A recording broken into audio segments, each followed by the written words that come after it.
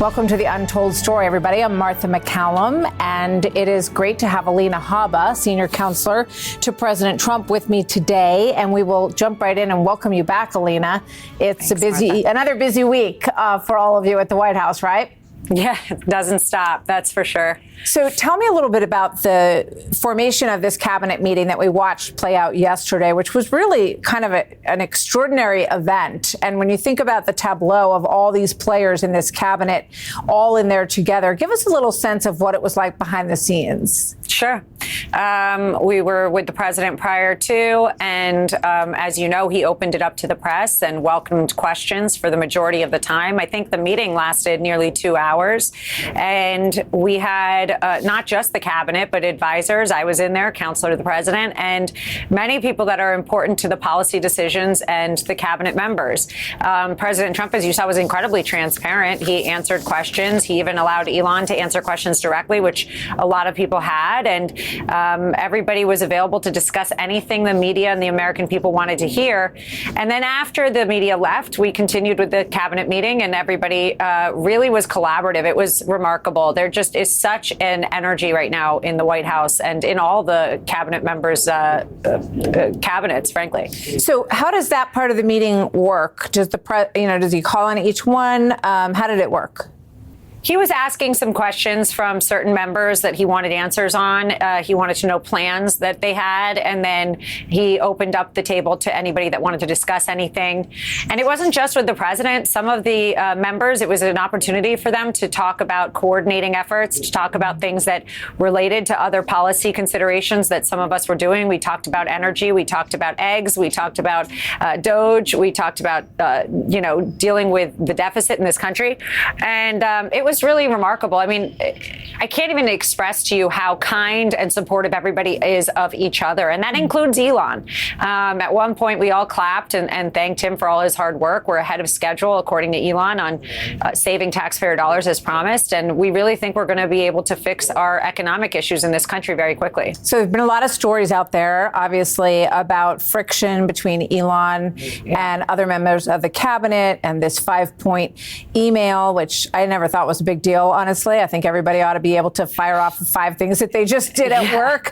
And I always saw it as sort of, I called it a CAPTCHA, like one of those, how many bridges are in the boxes in the photos to prove that you're a human being. And that was kind of the way that he described it. But it will come as no big surprise to you that the View is not happy at all with Elon's role in the White House. Here's a little bit of that from today. Watch. I think this is just perfectly wonderful for Trump. He can take a nap and let this foreign agent, an enemy of the United States, do his job. I guess she was talking about Elon Musk. Maybe he's confused. I mean, the nap sounds like Biden. I think she forgot we're in the Trump administration. We don't take naps. We work all night. Literally just the same garbage rhetoric that won us our election. So I don't want to discourage them from doing it because, frankly, they're the reason that the Democrat Party is so divided and destroyed at this point and completely has no credibility. There have been no naps. President Trump is the one in charge. He is the one dictating what the mandates are that we were given by the American people, that we ran on, frankly, for months. So this whole narrative of a problem or cabinet members being unhappy or any of that, that's just false. What happened, Martha, was and I'm sorry to interrupt, but what happened was we saw that some members did direct their individual teams to not respond to the email that was received, but rather to handle it internally. That's due to a lot of reasons, some of which are the fact that we are dealing with classified information in many instances, top secret information that cannot be put into writing. So there are other issues there. And as Elon yesterday said, if somebody says, I have done a lot, but it is top secret and I cannot respond to this in writing, that would be sufficient. More importantly, let's make sure you have a pulse, you're coming to work, and that you're not double dipping. It's pretty basic. Yeah, the double dipping issue, I'm curious how that is being looked into. Are some people who are on the government payroll also getting tax forms from other businesses? And is that okay? I know sometimes at the highest ranks of the government, people have different business interests. But, how much do you suspect? Do you have any handle on how many people are, who don't exist and are getting a check from the government or are double dipping? Well, we have about, as of yesterday, we had about half of the responses of those that we put out, that DOJ put out, and HR. And I think what's happened was, you have to remember, there was also a tremendous amount of people that took the buyout or the payout for the severance through October. 65,000, right? Right. So they got that, and that was through October. So that immediately excludes any inquiry into what they did. If I had to give my best bet, those people are probably the people that may have been unwilling to answer questions or didn't want to be interrogated or requested for further information because perhaps they were having another job, or they just don't want to come to work and they like sitting at home. And there are plenty of companies that would like to continue Zoom meetings. We are not one of them. Mm-hmm. But yeah, I don't have the exact number. I know we had about half responses. They were given a little bit of time to continue to work on getting those responses to them, and then also dealing with their direct supervisors. You know, it's so fascinating to see Elon Musk, you know, the most wealthy person in the world, sitting in sort of the second row against with his back against the wall in that chair in there, while the cabinet members are up front and center. What can you explain to us about the dynamic around the West Wing with Elon? Is he walking into people's offices and chatting with them about things? You know, what is it like back there? Yeah, that's exactly what it's like. Elon's been up on the floor that I work on, which is above the Oval Office. He has been in and out. He is working. People are requesting meetings with him. I've definitely gone in and had meetings with him in his space, and he comes in and works hard. And when we need questions answered for things like coming on your show and making sure that we're giving you the right information, he is always willing and available. He has an amazing team. He is incredibly kind. There's absolutely zero infighting that I have seen. I'll be honest with you. From what I had heard from prior administrations, it just wasn't that way. But President Trump picked a team that mostly we all knew each other. We knew Elon from the campaign. A lot of the people here worked with President Trump and his team, and then stayed with the team and came here. So it's not any different. I'm honestly love my job. I'm so happy to be here, but it's a very collaborative, open door policy here. The Untold Story continues right after this.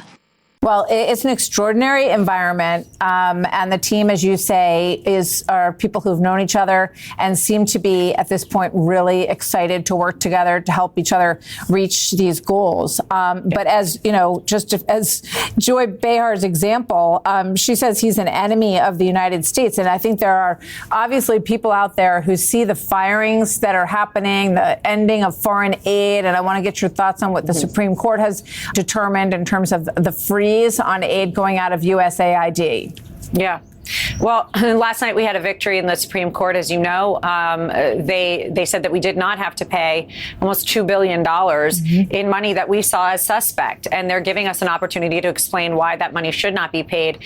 And frankly, them calling Elon an enemy of the people, to get to that, I'm just not sure how any boss then isn't an enemy of the people. You are allowed to hold people accountable. You're allowed to see if we're wasting money, especially when the money is not your own. The money is taxpayer money, Martha. It's your money. It's my money. It's our mom's money. It's everybody that we know pitching in to run the federal government. We don't have the ability to waste it, and we shouldn't be. That's our responsibility. So to make him an enemy of the people, the only person that I could imagine that he's an enemy of are the people that have been lubricating their pockets and taking money through NGOs and private companies and fake invoicing. And those people can be upset and clutch their pearls all we want. We don't care. We're going to do our job, and we're going to continue to do so because we're doing a great job. We have a spending problem in this country. We have to balance our budget and fix our deficit.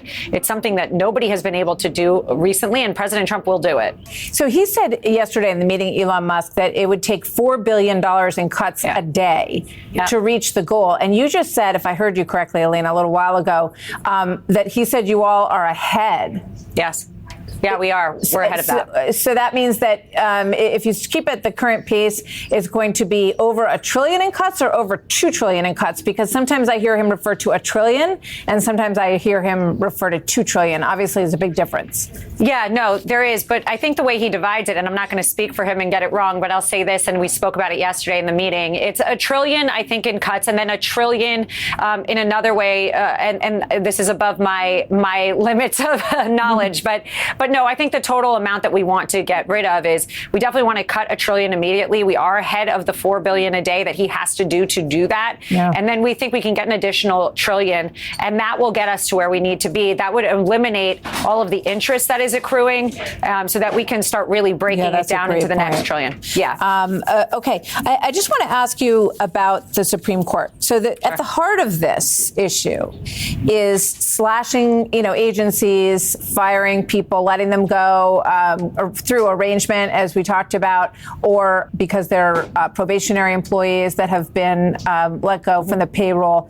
Now, the question that's going to bump up against the law side of this, which obviously is your expertise, is the money that Congress has appropriated for these things. If it is cut off or not spent the way that they appropriated it, it seems like that is the argument that they're hoping will eventually help folks who want to keep all of this bloat, I guess, in the federal government.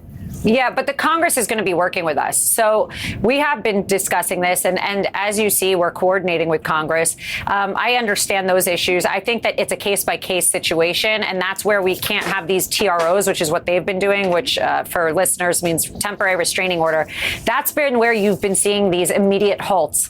They're not a deep dive into issues like Congress appropriations. Where was this money earmarked? Who has a contract? There's pre-existing contracts, of course, things like that of that nature. Those have to be vetted, which is exactly why the Supreme Court last night said, no, we're not going to do this. We're not going to force it. We're going to wait. You can't just say they have to pay it and get $2 billion out the door carelessly. That's what we've been doing for the last administration. We're not doing it here.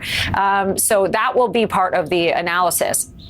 So with regard to opinion and editorial in the press, we just watched Keir Starmer, the UK Prime Minister, and President Trump talking. There were tons of reporters in the room.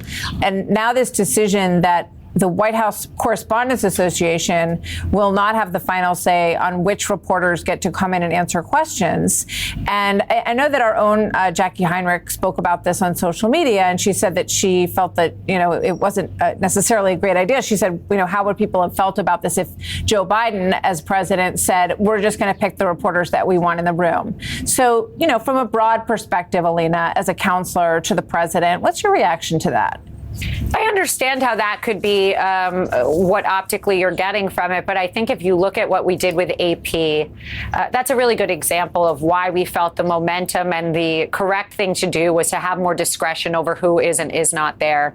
Again, bringing it home into the comms of the White House, letting Caroline Leavitt's team really examine who is and is not permitted is on a case by case basis. And to have blanket rules, it sounds really charming, but in practice, it doesn't work, especially when you have people like AP or Politico, who was getting funneled money through all of these departments and through, frankly, the government for so many years, putting out fake information. The fact that they're not willing to call the Gulf of America is problematic. We are trying to make sure that there is no more fake news. And that may not be in line with maybe optically what you say is, let's let everybody in. We're not even just letting everybody in. We're letting people in that have never been in. We're letting social media influencers into the White House. We had a meeting with social media influencers today who are not mainstream, media that, per se. They're not on TV, but their voices matter. So it's actually that we're doing things differently,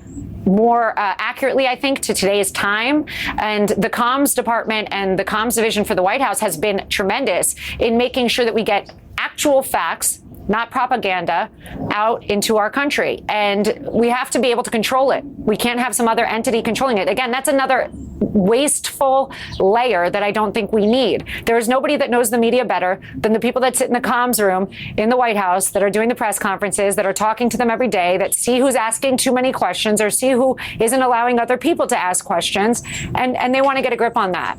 Okay. No doubt it'll be closely watched in terms of who has access, and if there's a feeling that, access is cut off to entities that, have earned it and deserved it. And, we'll see where it goes. But obviously it's getting a lot of attention. I also thought it was really interesting that Jeff Bezos came out and said that they're changing the editorial framework of their editorial page. And remember, as you well remember, that their motto was democracy legacy dies in darkness, during the first Trump administration, with a lot of undercurrent there, obviously, in that. But now Jeff Bezos has hired a new editorial page director or a new editor for the paper. And I think they're focusing on hiring a new editorial page director. But the quote from Bezos is that the paper's opinion section would publish stories every day that support free markets and personal liberties and not opposing viewpoints. And he went on to say, the social media can sort of fill that void, but this is what we're going to be doing at the Washington Post. What's your reaction and any reaction you heard around the White House to this? Yeah, I was with the president when he heard about it actually yesterday. Jeff was, and he was really happy to see the Washington Post take a step in the right direction. Legacy media is struggling because they have a credibility problem right now. Mm-hmm. We know for 4 years that facts were hidden. We know now that they were being funded by the government, which is also inappropriate, and they were giving information that was one-sided. We are trying to move towards a free press and for facts, not the story that one party may want to tell. And to do that, you have to be transparent. I think Jeff Bezos took a really good step in the right direction. Now, I understand there are people that work for him that might be a little bit upset by that, but that's frankly not our concern. And I think that if legacy media wants to continue to have a place in this market and wants to continue to have any sort of credibility, they have to make moves like this. Mm-hmm. You can't be, don't read the New York Times because they're always on the left side. Right. Then half the country, actually more than half the country, if you look at what happened November 5th, isn't going to read it. And you want to be in the middle. If I'm owning a newspaper or a TV show, I want it to be fair and true and accurate. And that's all we're asking for. So it was a really good step in the right direction. Alina, thank you so much. Always Thanks, great Martha. to catch up with you. Thank you for sharing your time on The Untold Story. And we will see you next time. Thank you, everybody. Thanks, Alina. Thanks, Martha. You've been listening to The Untold Story with Martha McCallum. Don't forget to subscribe on Apple Podcasts or wherever you listen. Make sure to rate and review. For more podcasts, go to foxnewspodcast.com. Listen ad-free with the Fox News Podcast Plus subscription on Apple Podcasts, and Amazon Prime members can listen to this show ad-free on the Amazon Music app.